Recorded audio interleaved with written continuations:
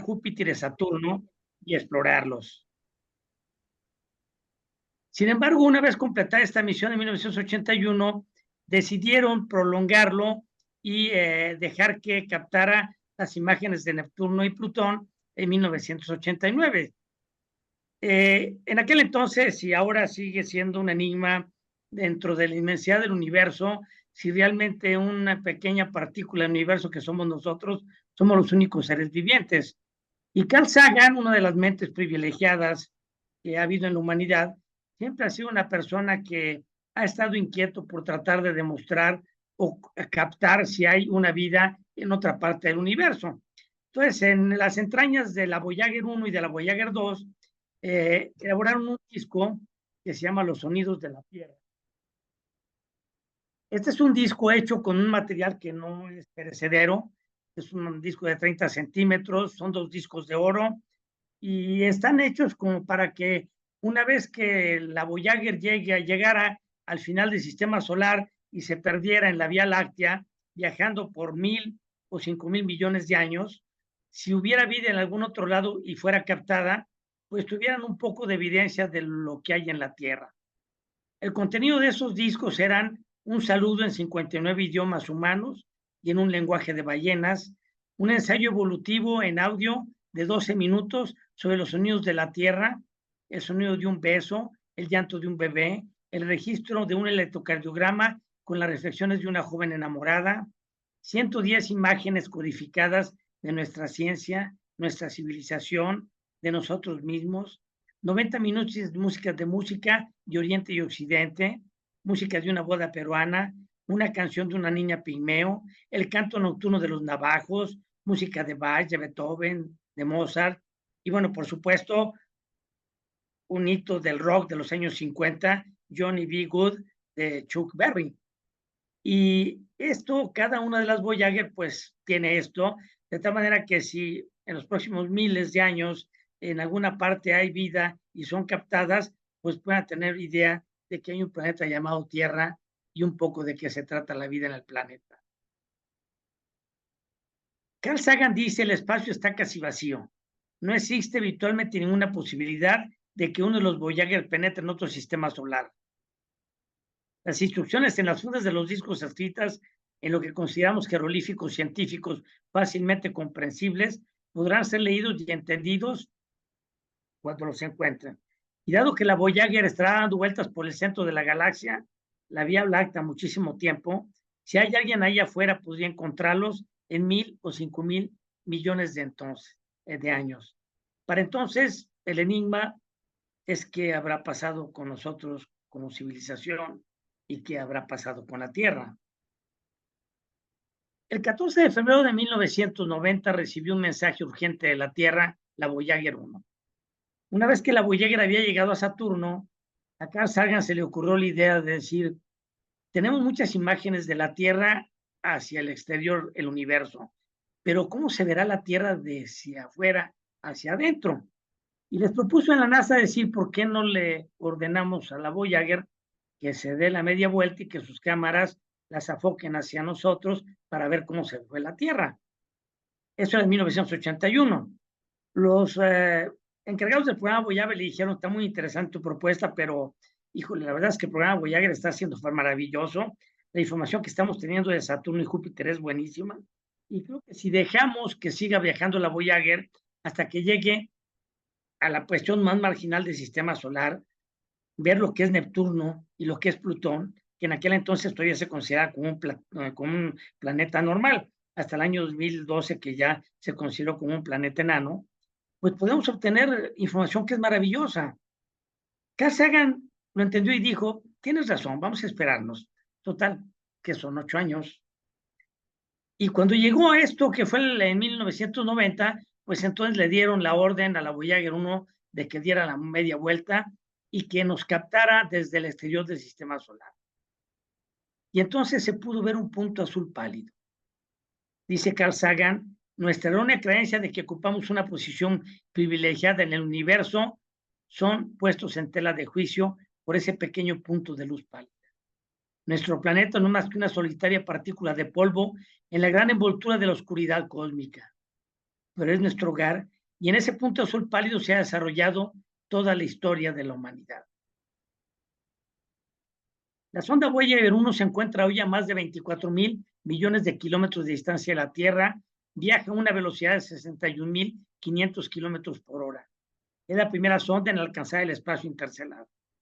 Una vez que abandone el sistema solar, permanecerá intacta durante miles de años, circundando el centro de la Vía Láctea. Algo que nos es difícil entender. La Vía Láctea, nuestra galaxia, 100 a 400,000 millones de estrellas. Alrededor de 200,000 millones de galaxias en el universo observable. ¿Cómo entender lo que es el universo, sus distancias, sus tiempos, lo que es ese punto azul pálido, lo que somos nosotros en el cosmos? En el año de 1978, Carl Sagan sacó un libro que se llamaba Los Dragones del Edén. Yo recuerdo que traté de conseguirlo en su tiempo. Aquí en León no había muchas librerías. Una grande que se llamaba Librería de Cristal. Lo traté de conseguir, no lo encontré. Y después se me perdió. A mediados de los años 80, ya habiendo regresado del posgrado en México, fui a un supermercado con un sobrino mío de unos 10 años. Y resulta que en una mesa había un montón de libros, todos desordenados. Y en la parte superior se encontraba el libro de Carl Sagan, Los Dragones del Edén. Lo vi e inmediatamente me brillaron los ojos, ¿sí? Me acerqué a la mesa y en el momento que iba a tomar el libro, del otro lado de la mesa se extendió una mano y lo agarró. Me acuerdo bien, era una señora gordita, bajita de estatura, con un carro pletórico ya de productos. Me le quedé viendo y vi cómo lo empezó a ojear 2, 3 veces y lo metió en su carrito. Mi sobrino me preguntó, ¿te interesaba mucho ese libro? Ese, mira, ese tiempo lo traté de conseguir, no pude, pero luego lo trato de conseguir. Seguimos haciendo el súper y luego me formé en la caja. Tardaba uno formado, no había todavía código de barras. Y de repente me di cuenta que mi sueño se había perdido. Empecé a buscarlo y vi que a lo lejos venía en un corredor con un libro en la mano. Llegó y me dijo, ten, tío, aquí está tu libro. Le dije, bueno, ¿y dónde lo conseguiste? Pues mira, fui a buscar el carrito de la señora, vi dónde estaba, y en cuanto vi que se distrajo para tomar unos productos, pues lo tomé. Yo me molesté, le dije, oye, es que eso no se hace, Cristian, eso no es correcto, ¿cómo se te ocurre hacer eso? Y lo reprimí. Lejos de agachar la cabeza apenado por la represión, me dijo, oye, tío, ¿le viste la cara a esa señora? ¿Tú crees que lo iba a leer? Y me quedé pensando y dije, ¿sabes qué? Tienes razón. Y lo metí en mi carrito. Y ese fue mi encuentro con Los Dragones del Edén de Carl Sagan, la evolución de la inteligencia humana, en cuyo primer capítulo nos habla del Big Bang, aquel momento imaginario donde en alguna parte se encontraba una masa compacta, incandescente de materia, muy compactada, de repente se empieza a expander, empieza a perder temperatura y de esa expansión se empieza a formar los planetas, los sistemas solares, se empieza a formar el universo. Ese punto se llama el Big Bang según los grandes científicos y en aquel entonces Carl Sagan lo ubicaba 15,000 millones hace. Ahora los astrólogos dicen que son 13,800 millones de años. Y en ese capítulo, que es el primero de los Dragones del Edén, Carl Sagan dice, es que es muy difícil que imaginemos lo que son 15,000 millones de años. Es impresionante lo que ha tardado formarse el universo. ¿Cómo comprenderlo? Y se le ocurrió hacer un calendario cósmico y decir, a ver, vamos a poner esos 15,000 millones de años, ahora 13,800, en lo que correspondería a un año cósmico, poniendo las fechas correspondientes para darnos una idea de los tiempos.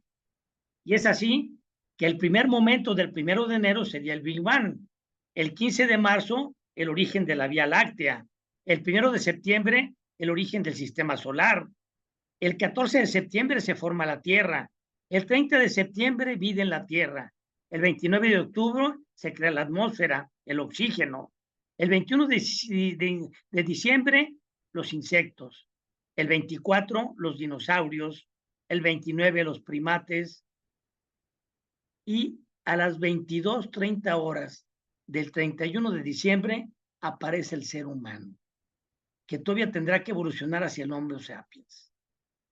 1 hora con 30 minutos del 31 de diciembre es la presencia del ser humano en la historia de lo que es el universo.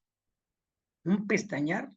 Nuestra existencia en la historia del universo no es más que un momento, no es más que un instante.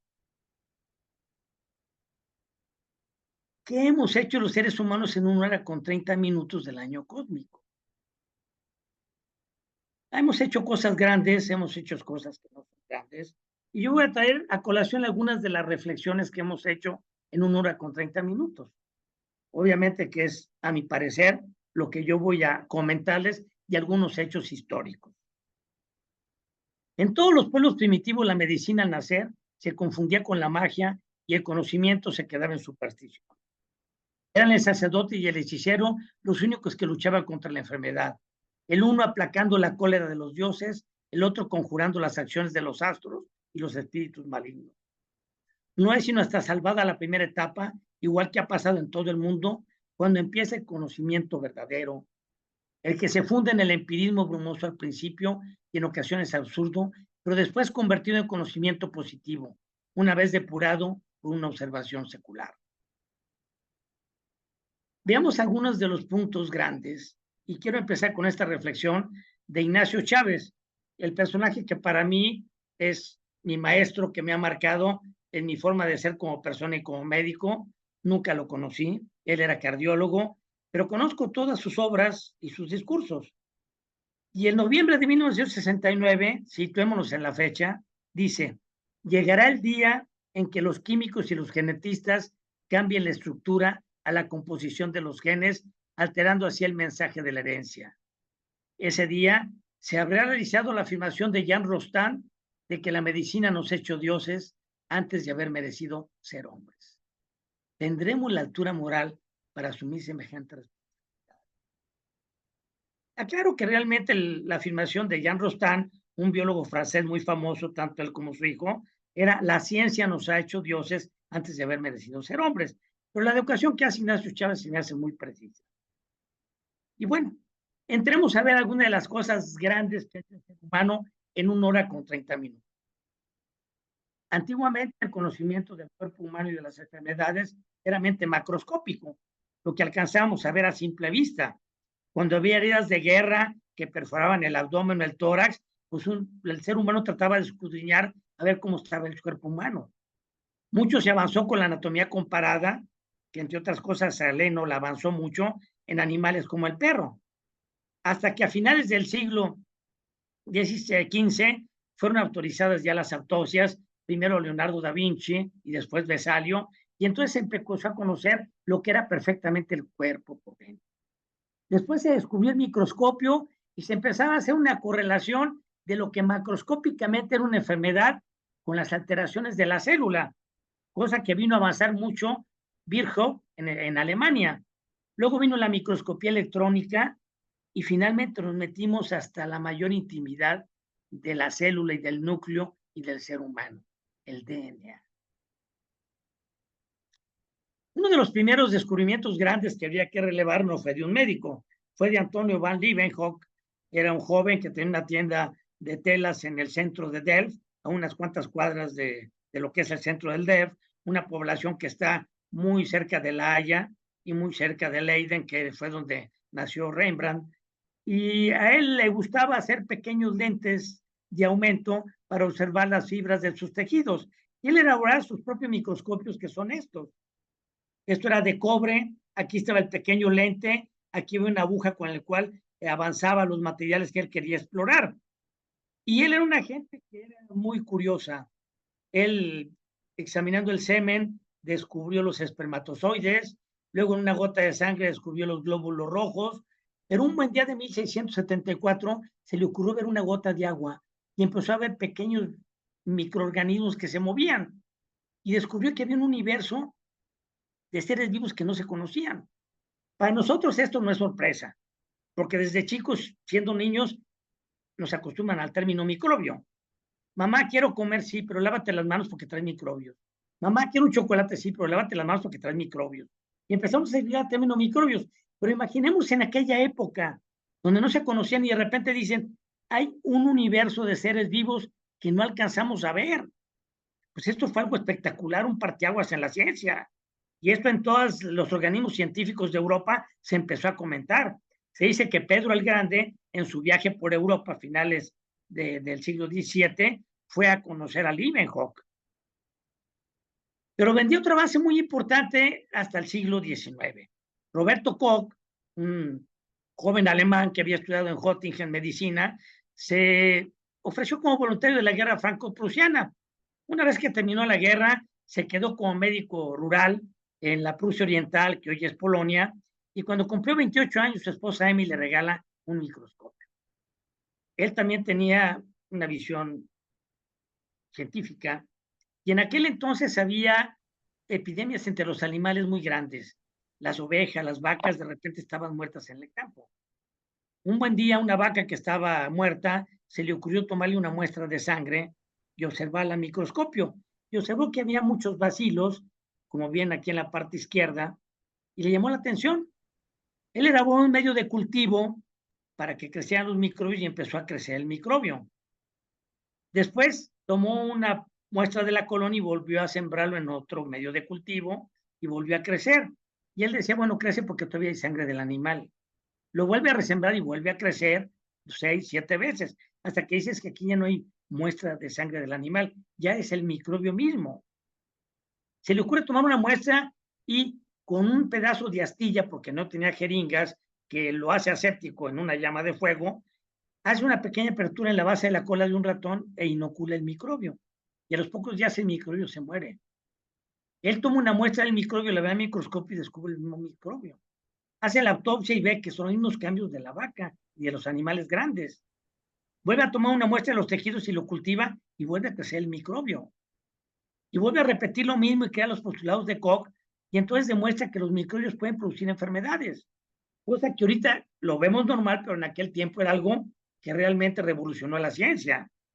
El 30 de abril de 1877, Ferdinand Kohn, que era uno de sus maestros que lo ayudó a publicar sus estudios, le ofreció que en un instituto que había fundado él, en lo que hoy es una ciudad grande de la tercera ciudad más grande de Polonia, el Instituto de Fisiología Vegetal, durante 3 días expusiera sus investigaciones.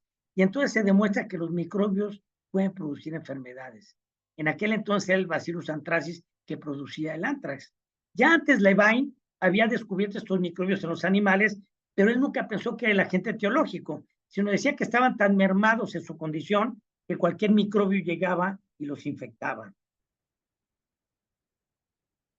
Vino otro hecho importante en 1928 con Alexander Fleming. Él trabajaba en el Hospital St. Mary, que se encuentra muy cerca de la central de trenes del centro de Londres, y un mes de septiembre se fue de vacaciones. Y cuando regresó, observó que algunos de sus medios de cultivo se habían contaminado. Lo puso en la tarja, luego llegó un amigo y le dijo, ¿cómo te fue? Bien, pero fíjate que ahora que llegué, pues algunos cultivos se me contaminaron, ¿sí? Y mostró esta cajita que él la dibujó aquí, que este es un medio de cultivo y todas estas colonias pequeñas son estafilococo. Y observó que había aquí una colonia de otro microorganismo. Tomó una muestra y vio que era un hongo, Penicillium notatum, pero le llamó la atención que alrededor de la colonia del hongo habían desaparecido las colonias de estafilococo. Dijo, qué raro. Tomó una muestra del hongo y la inoculó en otra cajita de bacterias y desaparecían las bacterias. Y entonces él concluyó que Penicillium notatum producía una sustancia que mataba a los microbios y le llamó penicilina. No la pudo sintetizar. Realmente, el primer antimicrobiano que surgió va a surgir posteriormente en Alemania por el doctor Domag, cuando estudiando un colorante de la sulfonamida logran detectar que tiene cierto efecto antimicrobiano y en 1932 lo van a detectar en un niño que tiene una septicemia y el niño se cura. Y es el primer antimicrobiano que va a surgir en la historia, poco antes de la Guerra Mundial, lo cual fue una bendición para curar heridas de guerra. Sin embargo, el punto de la penicilina no pasaba a otro nivel. Y entonces dos personajes muy interesantes en Inglaterra la seguían estudiando. Chain, Ernest Boris Chain, que era un químico ruso que había estado avecindado en Berlín y que cuando llegó Hitler al gobierno se fue a Inglaterra, se puso a trabajar con Florey, un médico australiano, y empezaron a ensayar la penicilina y encontraron que tenía unos efectos maravillosos. El 12 de febrero de 1941, un policía llamado Albert Alexander, que había tenido un traumatismo en el jardín de la comisaría de tejidos blandos con una espina de un rosal, había adquirido una infección de tejidos blandos y después una septicemia. Y se estaba muriendo, se iba a morir. Entonces el doctor Charles Fletcher le dijo, mira, estás muy mal, hay un medicamento que experimentalmente está funcionando bien, pero es experimental, si quieres te lo ponemos. Y él aceptó, y se lo pusieron durante 5 días. Y Albert empezó a mejorar impresionantemente, pero se les acabó la penicilina y recayó y se murió. Sin embargo, la mejoría fue tan espectacular que dijeron, no vamos a tratar a nadie más hasta que tengamos suficiente penicilina. Y lo lograron. Entonces Freud dijo, es que esto tenemos que hacer algo para producirlo y completar las investigaciones. Pero toda la industria de Londres y de Inglaterra estaba ocupada haciendo armamento de guerra, era plena guerra mundial. Entonces él se fue a Estados Unidos, llegó lo contactaron con el que era secretario de Agricultura, y él lo contactó con varios laboratorios como SCLIP, como Lilly, y los empezó a entusiasmar a que estudiaran la penicilina. Al principio estaban reacios, pero empezaron a ver sus bondades y le entraron 5 laboratorios. Para cuando fue 1944, el día de en Normandía, produjeron suficiente penicilina como para mandarla con el ejército para tratar heridas de guerra. Y en 1945 ya estaba en las farmacias de Estados Unidos. Y se empezó a utilizar contra muchas infecciones. Les ofrecieron el premio Nobel en 1945 y Florence y Shane se jalaron a Fleming. Fleming nunca había recibido el premio Nobel, sino lo jala Florence y Shane. Otro descubrimiento maravilloso fue el de Jenner. La viruela es el microorganismo que más muertes ha causado en la historia de la humanidad.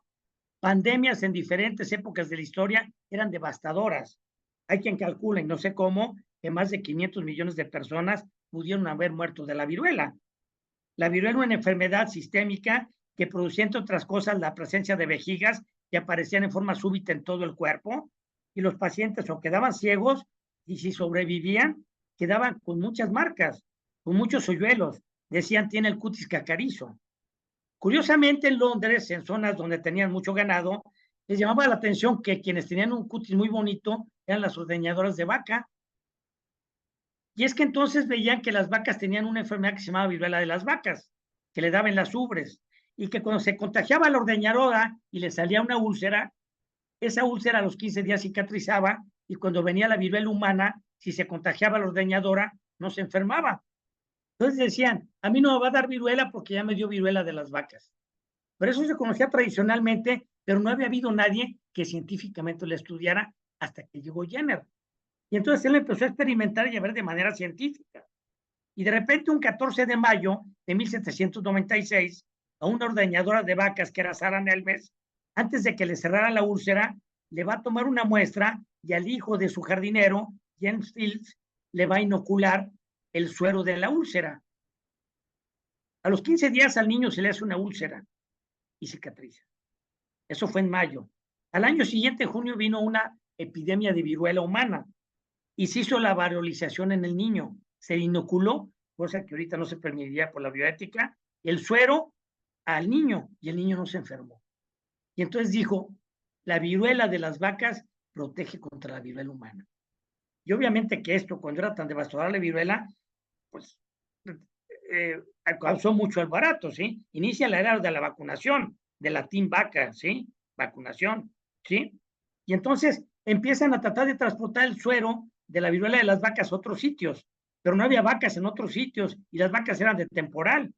Y entonces tomaban suero de las úlceras y las ponían entre 2 laminillas o en lacetas o en hilas y las llevaban, pero no funcionaban bien porque los cambios de temperatura y el tiempo hacía que el virus, que no se conocía, se muriera. Él vio que realmente era hacerlo algo en vivo. ¿Qué quiere decir? Que cuando se contagiara a una persona, antes de que le cicatrizara la úlcera, había que tomar tantito suero de la úlcera, hacer una pequeña escoriación en otra persona en el brazo, para que a los 15 días se le hiciera una úlcera, y antes de cicatrizar, tomarle un suero a esa úlcera y contagiar a otra persona, en lo que se llamaba la vacunación brazo con brazo. Es una pintura hermosísima, ciertamente no es Jenner el que aparece ahí, es Jean-Claude Alibert, que fue de los médicos que iniciaron el Hospital San Luis en París, pero la pintura es hermosa porque aquí está la puerta abierta y se ve las vacas aludiendo que de ahí viene la vacuna. Y se ve cómo está vacunando a los niños. ¿Sí? El gobierno de España estaba realmente muy preocupado porque era devastador la cantidad de muerte que causaba la viruela en América.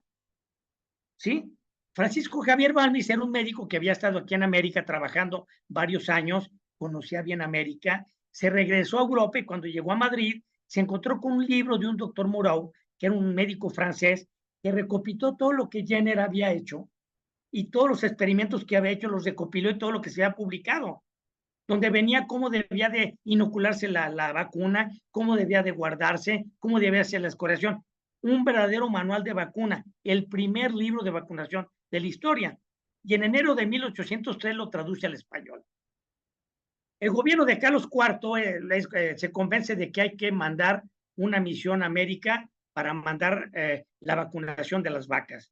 Y era a quien se le ocurre que hay que mandar vacunas en el barco, lo cual era poco lógico. Pero luego se les ocurre la vacunación brazo con brazo. Y dicen, bueno, ¿a quién mandamos? Bueno, pues Balmis conoce América, ya ha estado trabajando la vacuna e incluso tradujo un libro. Y entonces nombran a Balmis.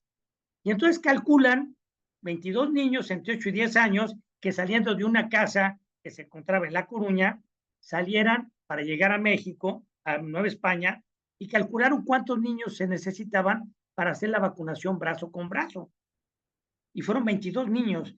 Y entonces se efectuaron aquella maravillosa expedición que tuvo muchos problemas, pero que finalmente llegó a América.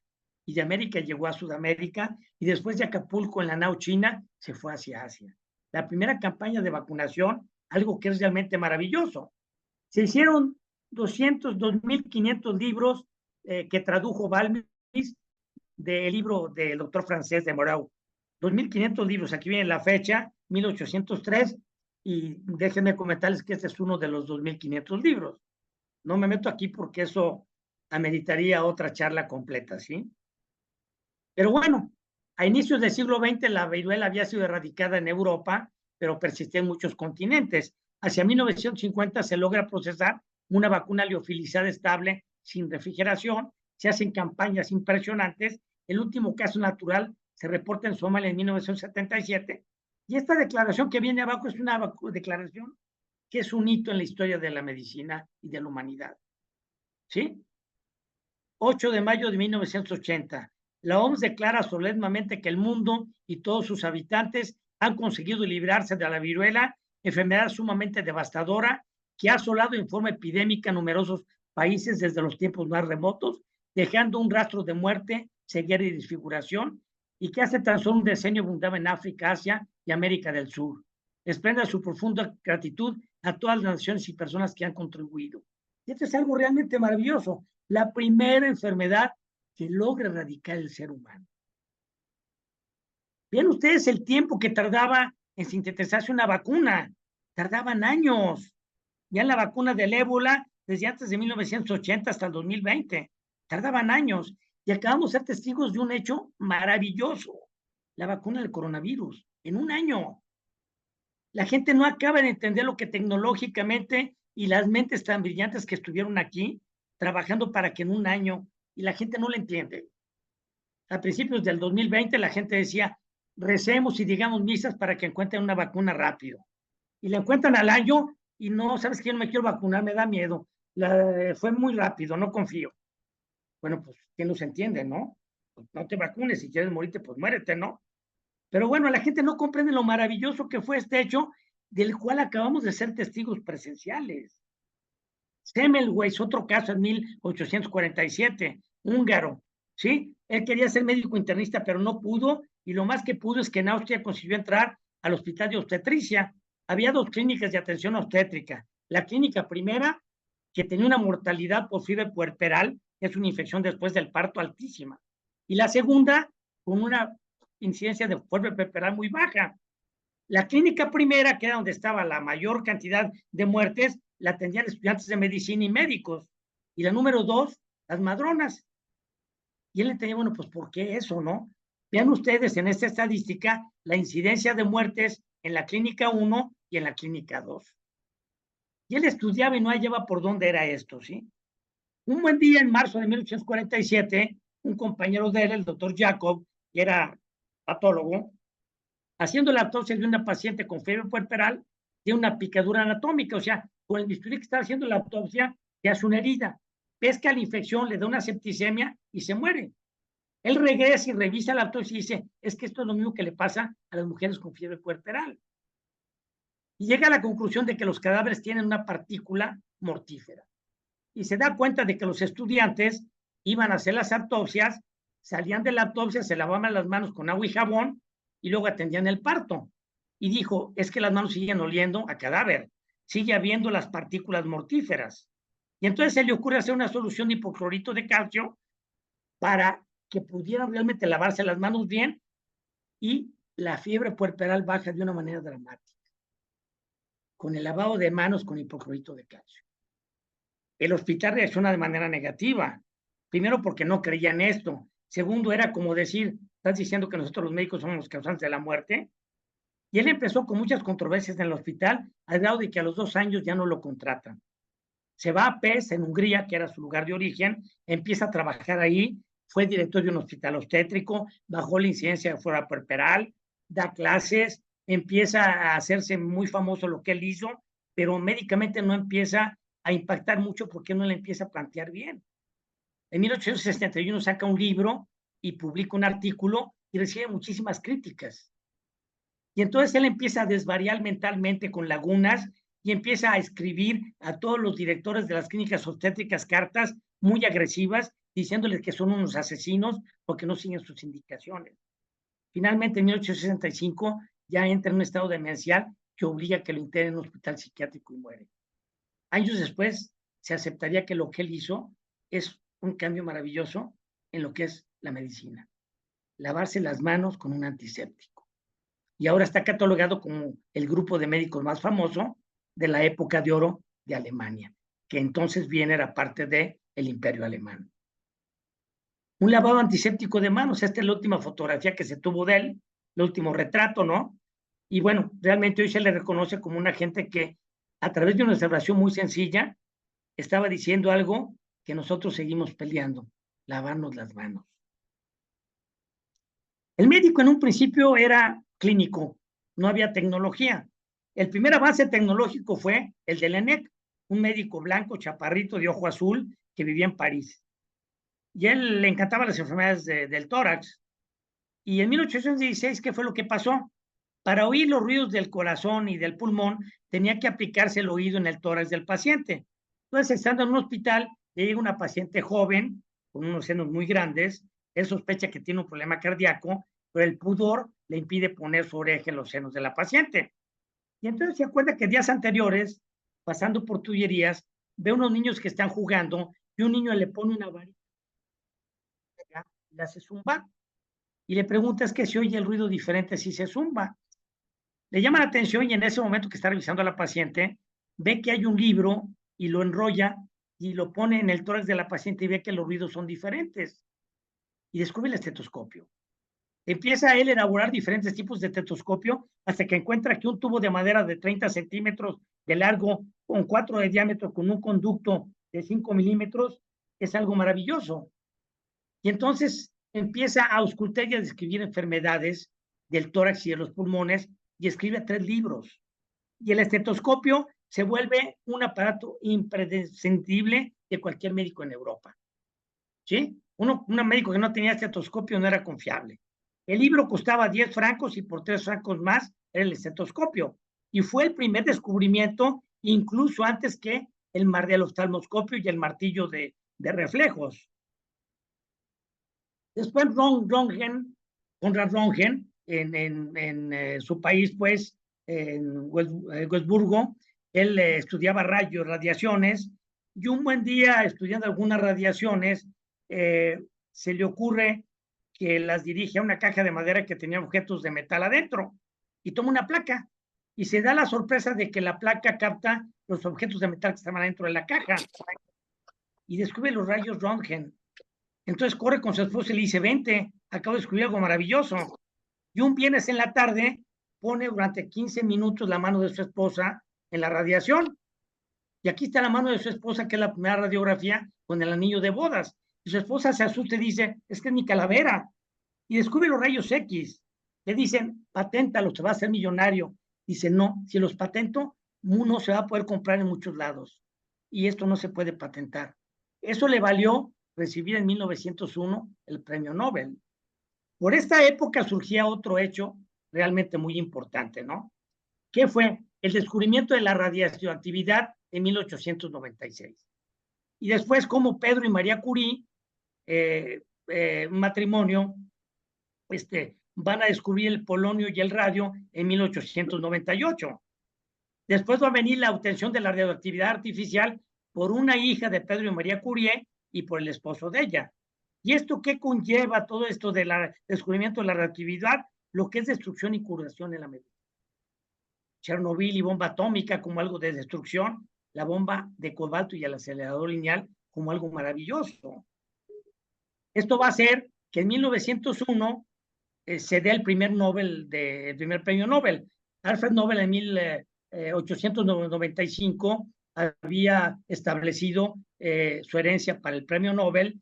Fue hasta 1900 que se estableció la Fundación Nobel y en 1901 consiguió el primer Nobel. El primer Nobel que le dieron en física fue nada menos que a Röntgen por los rayos X. Y el siguiente año se lo dieron a Pedro y María Curie, junto con Becquerel, que era el que había descubierto la radioactividad. No pudieron ese año ir, primero se iban a dar nada más a Pedro, pero él dijo no. Y es a mí también a mi esposa. Estaba muy castigada la mujer. Y cuando fueron a recibirlo, el que subió a recibirlo fue él, no fue ella. María Curie fue una mujer en un mundo de hombres que es un parteaguas en la historia. Recibió el premio Nobel en 1903 junto con su esposo. Su esposo murió en 1906 a los 46 años de una manera inaudita, cuando en una ciudad como París no había mucho tráfico y los carruajes eran de caballos, pues muere atropellado. Y entonces las clases que él tenía en el Departamento de Física de la Sorbona se la dan a María Curie, siendo la primera maestra mujer en la Sorbona. Luego en 1911 le dan el premio Nobel en Química, la única persona que ha recibido 2 premios Nobel en 2 ciencias diferentes. Hubo otra persona que lo recibió, pero uno fue premio Nobel de la Paz. Cuando vino la Primera Guerra Mundial, ella y su hija van a implementar 20 unidades móviles de rayos X y 200 hospitales de campaña. Y ella manejaba un carro con rayos X móvil, lo cual salvó muchas vidas y evitó muchas amputaciones, pero no se protegían de los rayos X. Ese era el problema, ¿sí? Por eso ella va a morir con una plasia de médula ósea y su hija va a morir de leucemia, al igual que su yerno. Y se hicieron a partir de 1911 unas reuniones que se llamaban Solvay con los científicos más prestigiados del mundo. Y vean ustedes aquí esta fotografía donde está Einstein y están puros hombres y María Curie. Realmente un hecho insólito, ¿sí? Otro hecho insólito es el de Ford en 1929. Él, trabajando en un hospital, le interesaba mucho, era muy buen cirujano, y en ese entonces se decía que los medicamentos puestos directamente en el corazón tenían un efecto mejor. Entonces empieza a hacer autopsias y ve la circulación, y de repente se le ocurre la idea que si se mete por la cubital un catéter hasta el corazón, los medicamentos se pueden llegar directamente al corazón. El director del hospital le dice, no, estás loco, eso es medio de circo. Y entonces él no le hace caso, convence a una enfermera que le esterilice un equipo, él mismo se hace una pequeña incisión en el brazo, se mete un catéter urológico de 60 centímetros que llega hasta la aurícula, va al piso de abajo donde estaba rayos X, le dice al radiólogo, pone un medio de contraste y dibuja el corazón y descubre el cateterismo. El director se maravilla y él se va a Berlín y empieza a trabajar en el hospital Charité, ¿sí? Ahí empieza a causar muchos problemas porque no se somete mucho a las órdenes del jefe, mucha gente empieza a criticar que no es ético y lo quitan del hospital Charité, se sale, se empieza a dedicar a la urología, él era del ejército nazi, viene la guerra mundial, lo apresan, estuvo en un campo de concentración estadounidense, después sale y va a hacer grandes cosas dentro de la cirugía, reconocido incluso en Estados Unidos. Posteriormente, ¿sí? Richards y Conrad, un francés y americano, estudiaron la circulación venosa y pulmonar gracias a cateterismo y les dieron el premio Nobel, pero se aislaron a Forsman, igual que se habían jalado a Fleming. Posteriormente, este personaje en 1968, Favarolo, se le ocurre que si una arteria coronaria está tapada, cortar un pedazo de vena de un miembro inferior y hacer un puente desde la aorta hasta la parte distal de las coronarias. Y descubre los puentes coronarios. Pero luego vendió otro descubrimiento más maravilloso, de la cirugía corazón abierto para resolver la obstrucción de las coronarias al cateterismo diagnóstico y terapéutico. Y entonces a alguien se le ocurre meter un catéter con un stent, que es un tubito, se rebasa aquí la obstrucción de la coronaria, se saca el catéter, se deja el stent y vuelve a restablecerse la circulación. Y antes de una cirugía de corazón abierto para poner un puente, habría que abrir el tórax, el paciente salía a terapia intensiva, con mucho dolor, con mucho riesgo. Hoy el paciente entra a una unidad de hemodinamia, se mete el catéter, se le pone el stent, se le deja un día y el día siguiente se va de alta. Maravilloso, de verdad, es una de las cosas más maravillosas que ha ocurrido. No se diga la imagenología, lo que es la resonancia magnética, la tomografía, el ultrasonido, los avances en cirugía. Vean ustedes cómo era la cirugía antes. Los pacientes se morían o por infección, o por sangrado, o por un shock doloroso.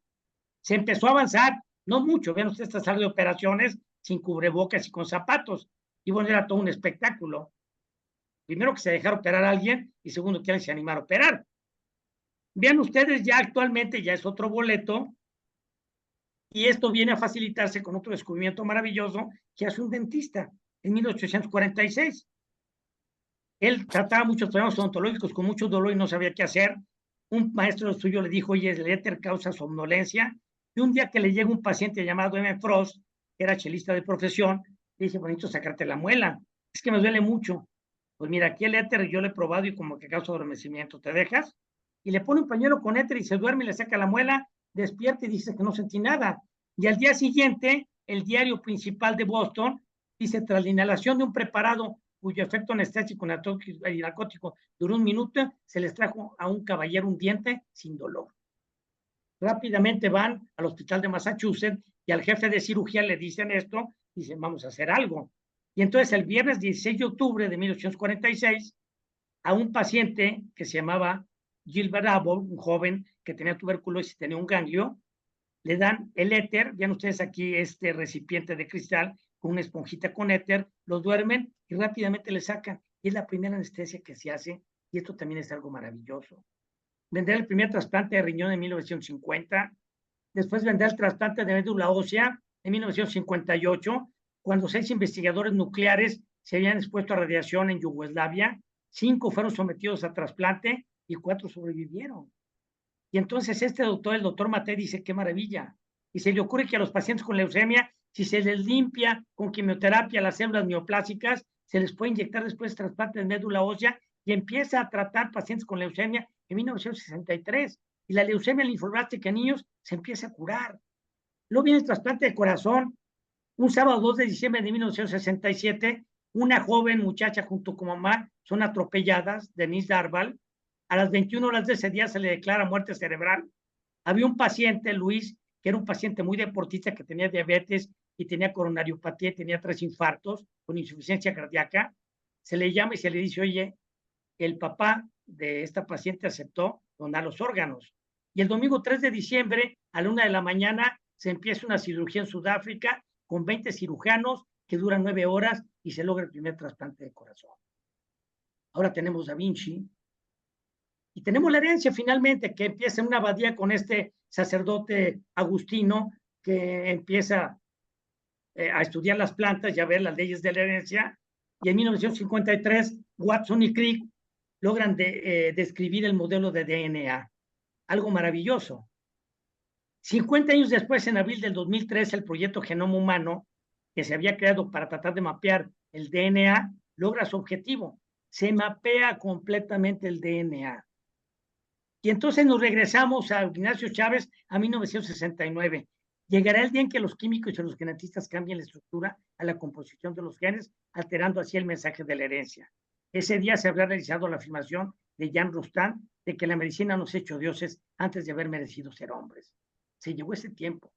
Y la pregunta que él hace, ¿tendremos la altura moral para asumir semejante responsabilidad? Cuando esto es lo que hacemos los seres humanos. Nos maravilla nos asombra, nos pone a temblar. La inteligencia artificial, esto hay gente de mi edad que nos cuesta trabajo entenderlo. A los niños de primaria ya les están enseñando lo que es la inteligencia artificial. ¿Sí? Capaz de ejecutar operaciones comparables a las que realiza la mente humana. Este es del MIT, y perdón, yo soy dermatólogo, pero vean ustedes la maravilla en la detección de melanomas. Lo que viene con la inteligencia artificial es algo que no nos podemos imaginar. Los avances tan sorprendentes y vertiginosos en la medicina contrastan, sin embargo, con un cambio en la percepción social de la imagen del médico. El médico ayer era el centro, principio y fundamento de la medicina. Hoy el médico es parte de un engraje donde entran el sector salud, el sector de medicina oficial en los países, donde entran los medios de comercialización, las aseguradoras, los laboratorios, los aparatos, y el médico no es más que un eslabón de lo que muchas veces es ya un comportamiento industrial de la medicina y comercial. Viene el otro aspecto, la miseria. Realmente la salud es algo muy complejo que depende de muchas cosas. Alimentación, condición socioeconómica, política, trabajo, deporte, religión, pero de manera muy importante de un equilibrio ecológico, de un planeta saludable. Una responsabilidad compartida del sector salud, de los gobiernos y de la sociedad. Una responsabilidad pobremente asumida.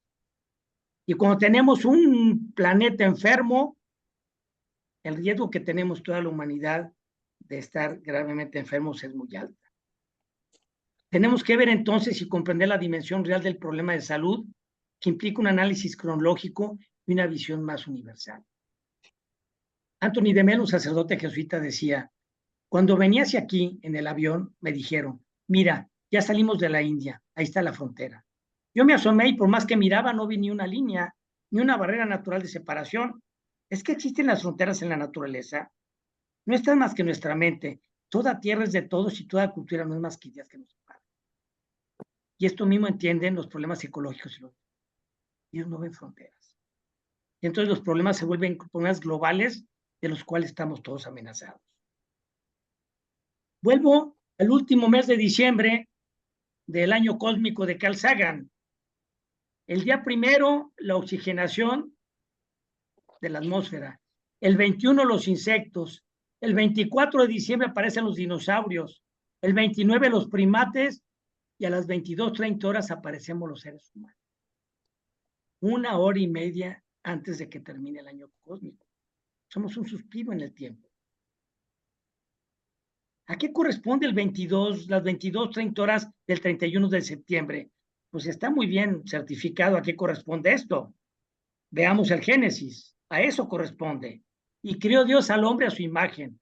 A imagen de Dios lo crió varón y mujer, y los bendijo Dios y les dijo: sean fecundos, multiplíquense, llenen la tierra y sométanla. Y así fue, y vio Dios todo lo que había hecho. Y los hombres seguimos sus indicaciones. Él dijo en ese 8º día de la creación, que así lo llamo yo, cuando aparecemos ya los seres humanos en la tierra, Dios dijo: sean fecundos y multiplíquense. Y nos hemos multiplicado. Y él dijo: llenad la tierra y someterla. Y nos la dio. Y las hemos llenado y la hemos sometido. En 1 hora con 30 minutos. Esto es lo que hemos hecho, ¿sí? Siguiendo las indicaciones que se nos dieron.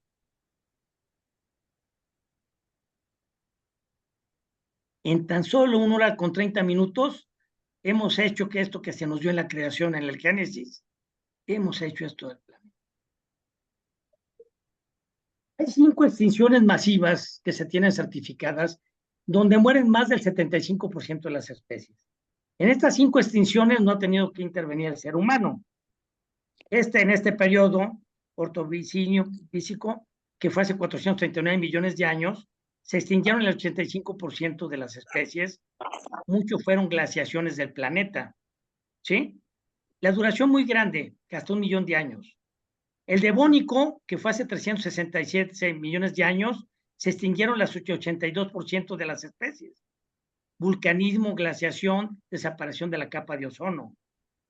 La tercera extinción, el periodo Pámico, que es el gran periodo de extinción, hace 250 millones de años, Se extinguen 95% de las especies marinas y 70% de las terrestres. La gran mortandad. Erupciones volcánicas, emisión de gases e incremento de la temperatura. Luego el periodo Trásico o Jurásico, hace 201 millón de años, donde se va a extinguir el 76% de las especies. Pero esto fue en un periodo largo de 1 millón de años. Y el último que nosotros conocemos, muy familiarizado, el Cretácico, hace 66 millones de años, cuya duración fue de 30 días. Y aquí se piensa que, entre otras cosas, un meteorito cayó, causó una gran explosión, una nube terrible que hizo un invierno prolongado, donde murieron gran cantidad de especies y, entre otras cosas, se extinguieron los dinosaurios. Una época que abriría el paso a los mamíferos y a las aves posteriormente. Estas son las 5 extinciones masivas que han existido en la historia. Pero los científicos hablan de la 6ª extinción masiva. Han declarado que estamos viviendo la 6ª extinción masiva de especies y animales en la Tierra. Esta vez son las acciones del hombre las que están provocando que esto suceda, cientos de veces más rápido. La tasa actual de extinción de géneros, no de especies, de géneros, de vertebrados, es 35 veces mayor que la historia del último 1.000.000 de años. Esto implica que sin la influencia humana, solo habrían desaparecido 2 géneros en este periodo. En solo 5 siglos, las acciones de los seres humanos han provocado una oleada de extinciones que normalmente llevaría 18.000 años, un fenómeno descrito como aniquilación biológica. La desaparición de los géneros agrava más la crisis climática. Estamos destruyendo la biodiversidad. Y esto es terrible porque causa un desequilibrio ecológico terrible. Y de eso tenemos que reflexionar porque acabamos de ser testigos presenciales.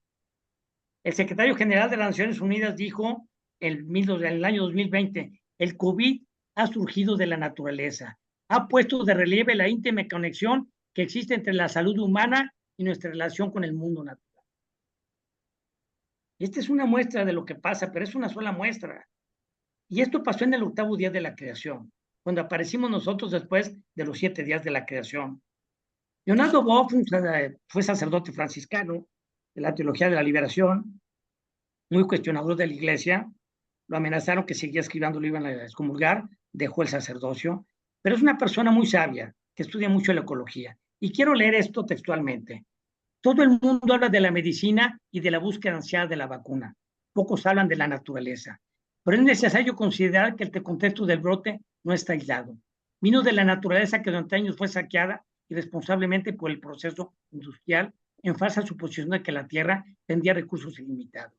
Hemos deforestado despiadadamente y destruido así los hábitats de miles de virus que viven en animales, incluso en las plantas. Al perder su morada natural, buscan en nosotros un sitio para sobrevivir. Así hemos conocido una amplia gama de virus como el Zika, chikungunya, el ébola, las series derivadas del SARS, como el COVID-19, entre otros. El contexto de esta pandemia es un sistema económico antinaturaleza y antivida.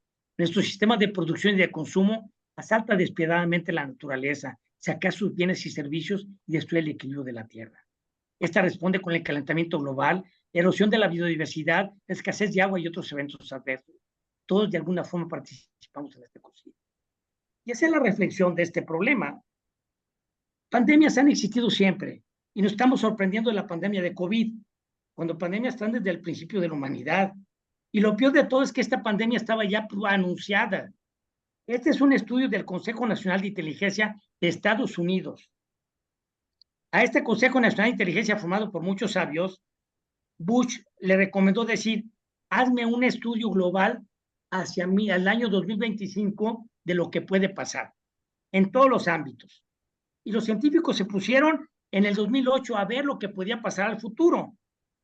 Y le pusieron en el 2008 este libro al presidente Bush en el escritorio. Y en la página 75, ¿qué dice este libro? 2008. Potencial emergencia de una pandemia global.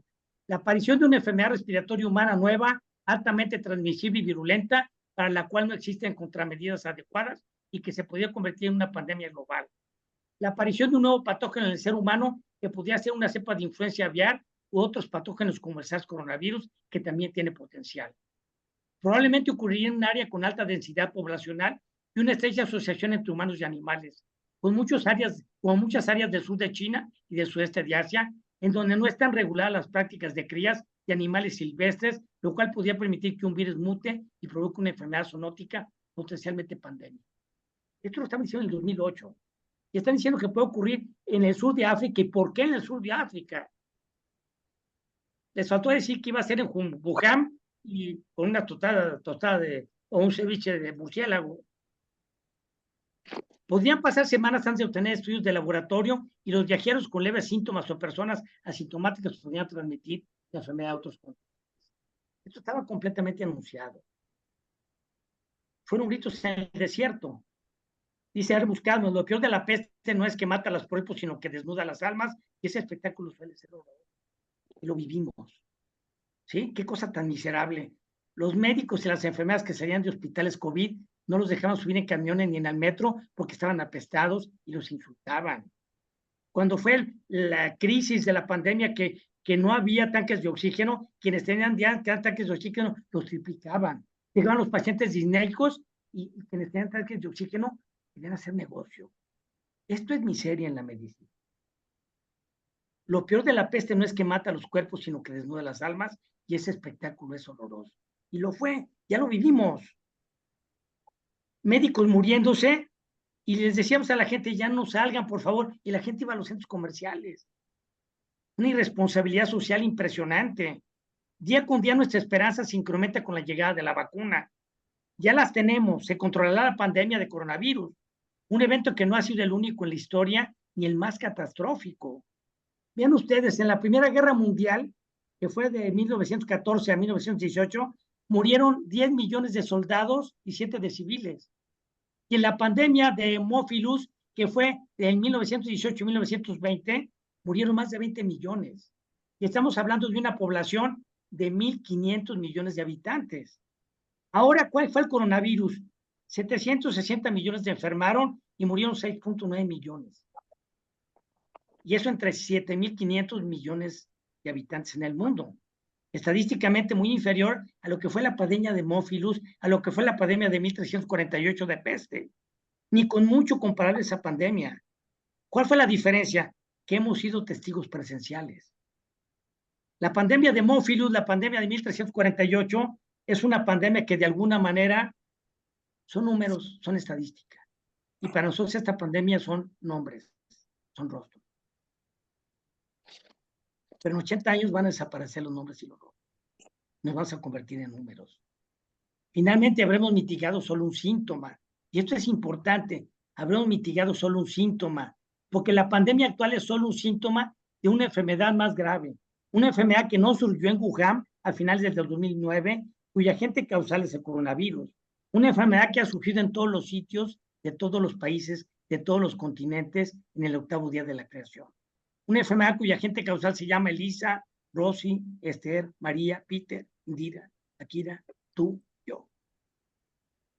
Una enfermedad que continuará progresando, la salud del planeta continuará deteriorándose, aparecerá otro síntoma indudablemente más grave, menos reversible.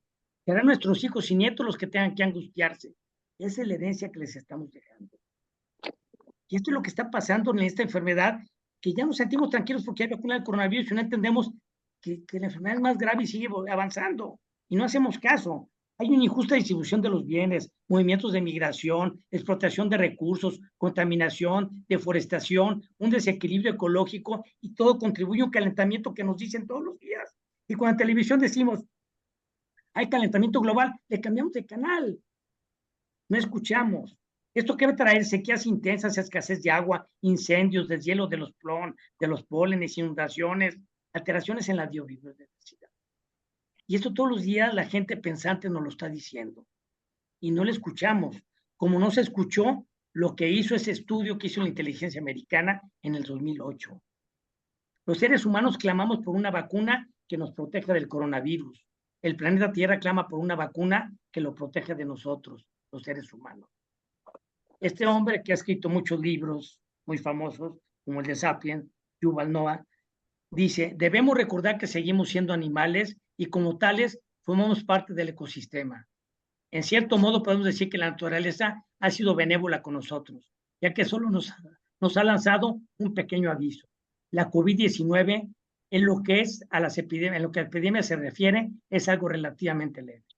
De alguna manera, la naturaleza nos está diciendo qué es lo que puede llegar a pasar con un virus relativamente leve procedente de un murciélago. Pero hay cosas muchísimo peores esperándonos si no tratamos el problema. Y esa es la conciencia del problema. Esperanzas, bueno, el Papa Francisco dice en la encíclica Laudato Si, sobre el cuidado de la casa común, basta un hombre bueno para que haya esperanza. Es que, ¿qué puedo hacer ante este problema? Híjole, lo que te toque, ¿sí? Si tú eres una pequeña llamita en la oscuridad y de esa llamita se prenden 10 llamitas, ya hiciste lo que te toca.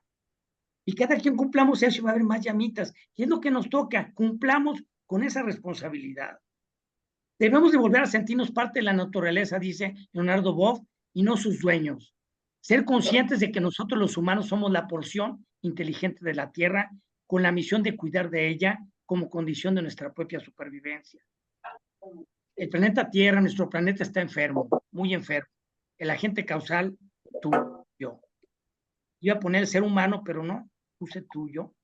A lo mejor alguien se siente ofendido porque no se ve tomado en cuenta en esto, le pido disculpas, pero no voy a cambiar el tuyo. Tenemos la obligación de salvarlo, de curarlo. Y la palabra curar viene del latín cuidar. Curar es cuidar. Y si tenemos la misión de curar el planeta, es la misión de curar. Y en ese sentido, todos los seres humanos tenemos implícito una función de médicos, independientemente de nuestra actividad. Es una responsabilidad de cada persona independiente de su actividad. Pero no basta comprender el sufrimiento, ¿sí? Si no dejamos de ver nuestro rostro para ver el de los demás, si no transformamos el sentimiento del amor en una actitud beligerante. Pues no nos golpeemos el pecho ni mandamos a decir misas. Tenemos que actuar, ser beligerantes, ¿no? Y en este sentido es ver, pensar y actuar. Ver, tener información, uso de fuentes confiables. Da vergüenza cómo utilizamos las redes sociales y cómo gente que son profesionistas llegan y te dicen, oye, es cierto que el agua de Jamaica con sal cura el coronavirus, porque aquí viene en este chat que me mandaron. Y digo, a ver, léelo otra vez y ver si me preguntas, ¿no? ¿Qué dices tú? Bueno, ¿cómo es posible que queramos este tipo de información? Y el peor crimen, lo reenviamos.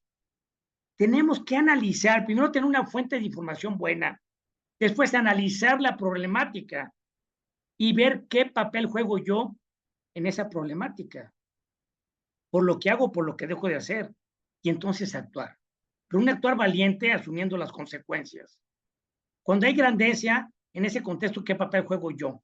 Médico, enfermera, arquitecto, abogada, ama de casas. Cuando hay miseria, ¿qué papel juego yo? Médico, enfermera, arquitecto, abogada.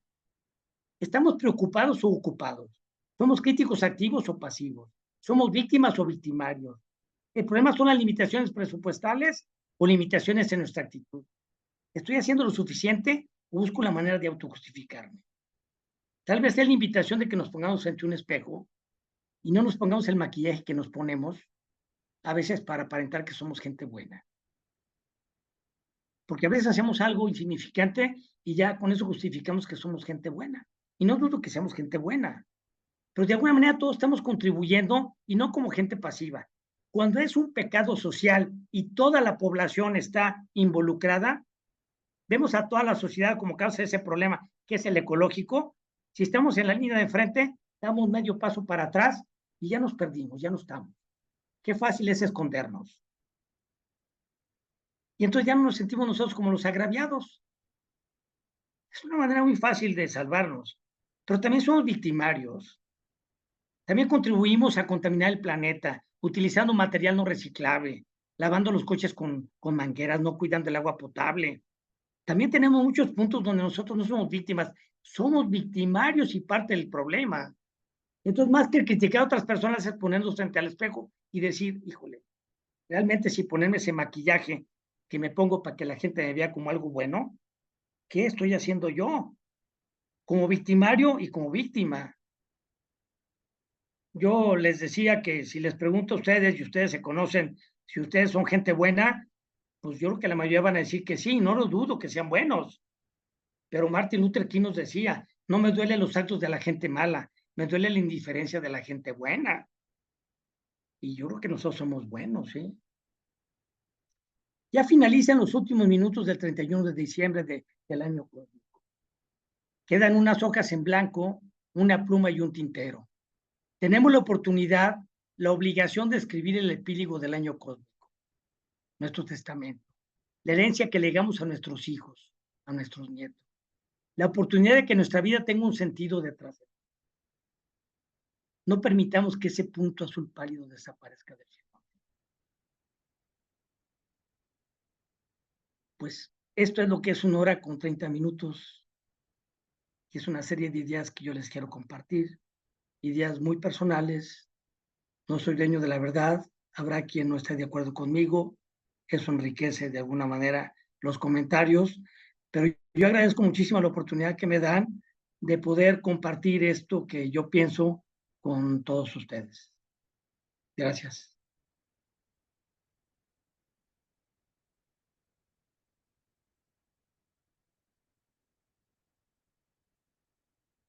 Pues extraordinaria plática. Que nos queda decir nada más que el doctor Vargas Origel pues le dé las gracias a nuestro ponente.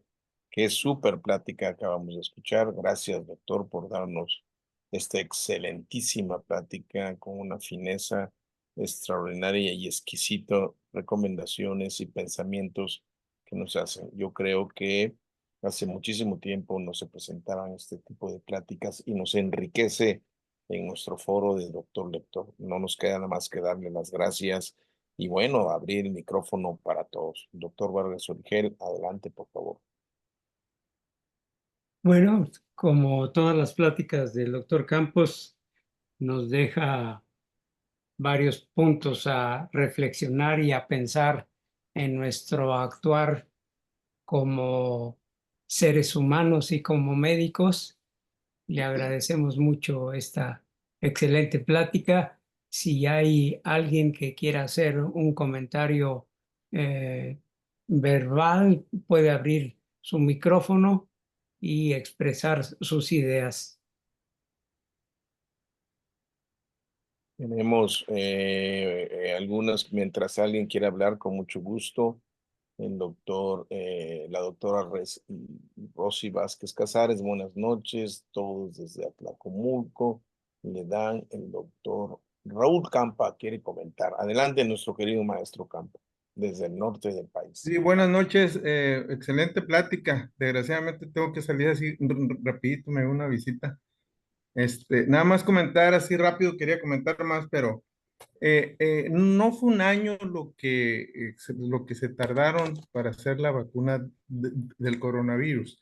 El coronavirus se ha estado estudiando desde los 60, 80 por allá, cuando se presentaban con unas enfermedades gastrointestinales y respiratorias que los pediatras no le hacíamos caso en los 80 por allá. Pero el coronavirus tiene una serie de investigaciones que vienen de años atrás. Sí es cierto, se aceleró la investigación para la vacuna, pero con todo el acervo de investigación que viene desde los 80, ¿no? Es una larga, pues, historia del coronavirus, ¿no? Ese es lo uno. Y lo otro, pues, excelente plática. Felicito al doctor Campos, me encantó. Desgraciadamente me acaba de llegar un médico ahorita de visita y dije, nomás deja despedirme de la raza ahí y ahorita vengo. Pues muchas gracias y excelente plática. Felicidades al doctor Campos.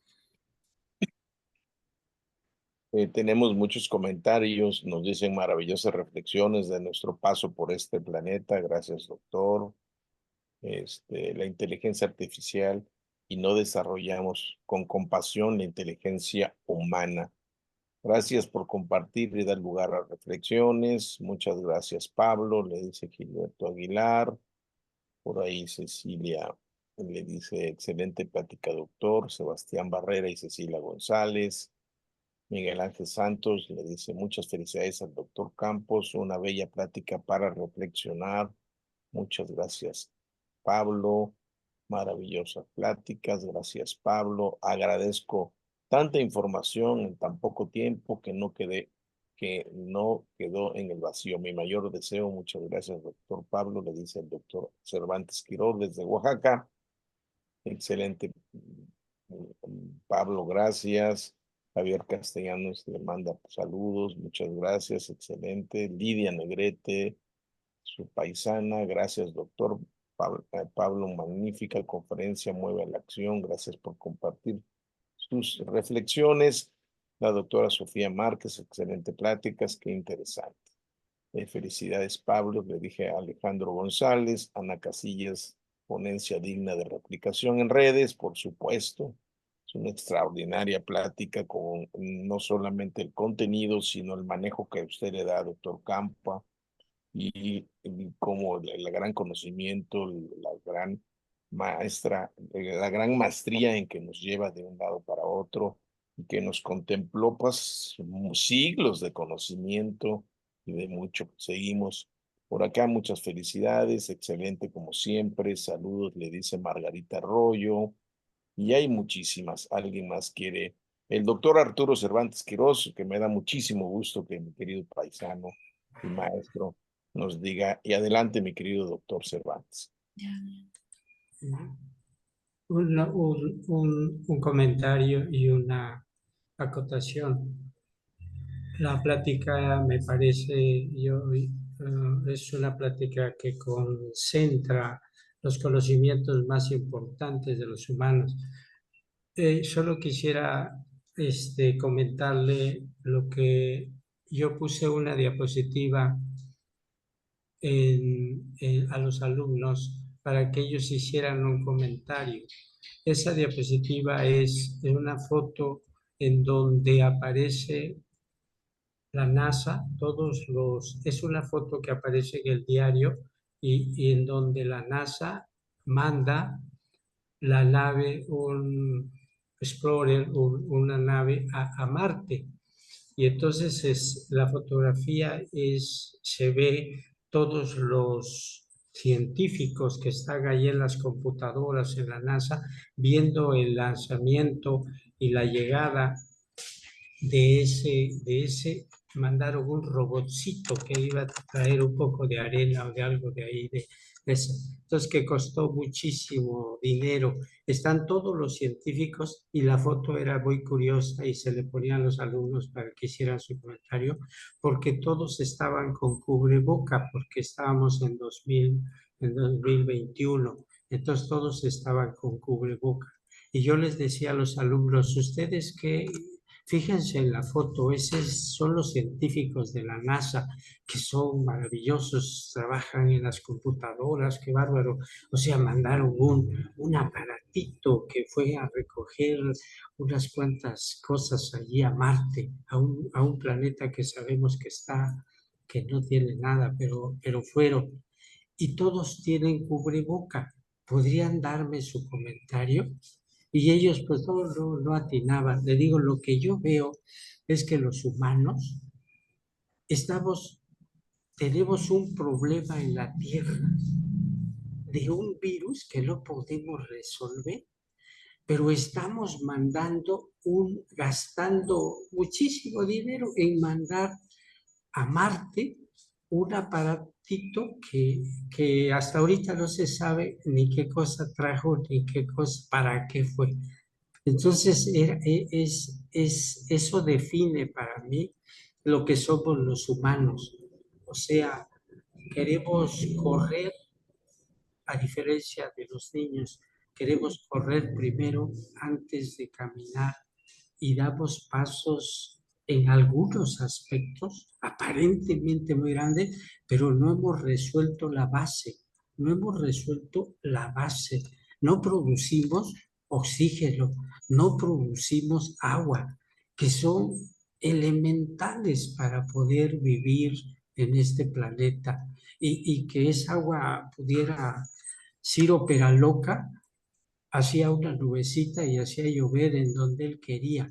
Entonces, eso, producir oxígeno, producir agua y producir alimentos sería lo que primero debíamos dominar y después dominar lo demás. Entonces nosotros así parece que la humanidad está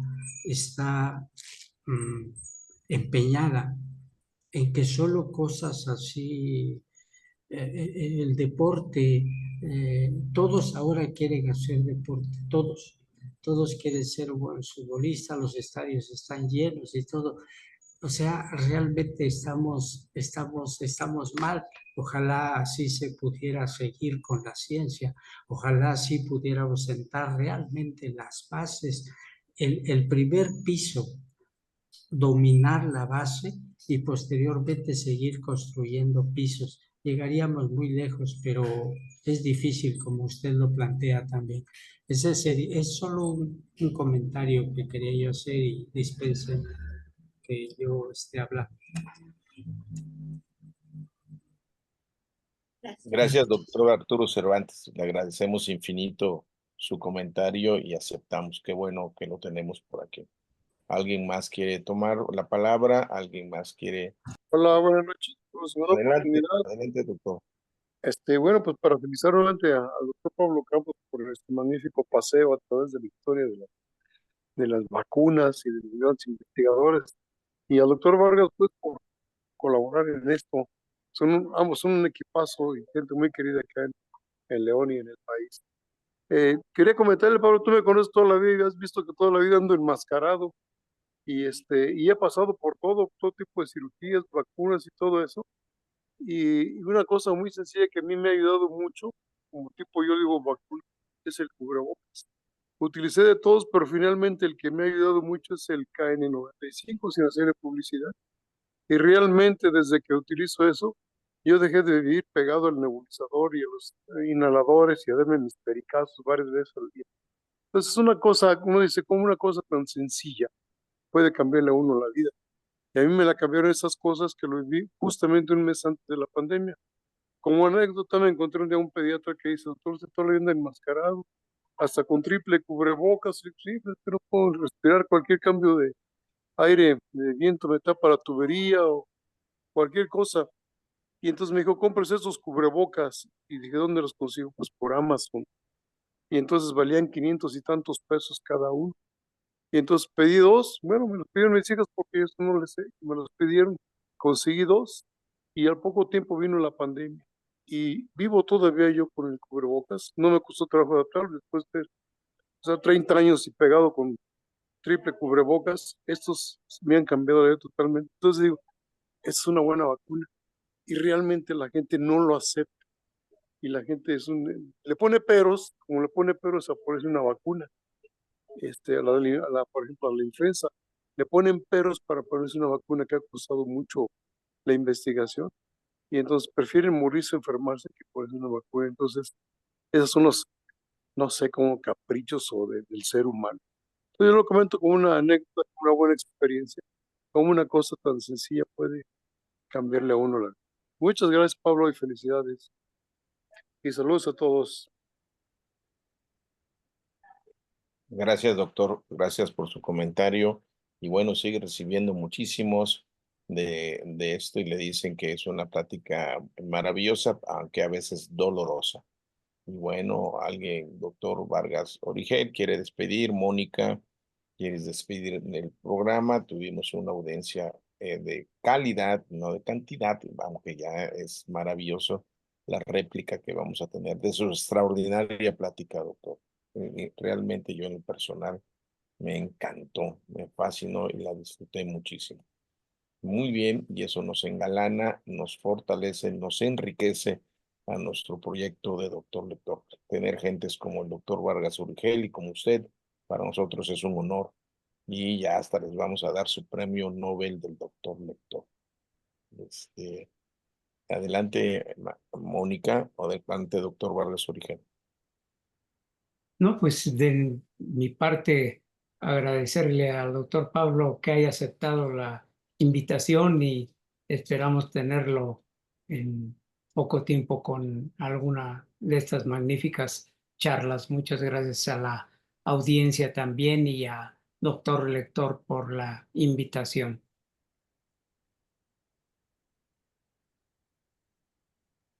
Por mi parte también agradezco mucho, doctor Pablo, esta gran charla y ya sabe, pues tiene las puertas aquí abiertas y nosotros siempre muy encantados de escucharlo, porque además es un maestro en esto de la exposición, o sea, no aburre para nada, está perfecto todo, el dominio de sus temas siempre es el mejor. Entonces, para nosotros es un honor tenerlo aquí en el foro de Doctor Lector y bueno, pues le agradecemos mucho esta intervención. Entonces a mí no me queda más que despedir y cerrar esta sesión que pues realmente pues ha sido muy bonita. La grabamos y pues va a estar el video disponible para quien guste tenerlo. Pues gracias, compañeros, muy amables. Cada semana los invitamos a todos de 9 a 10 de la noche para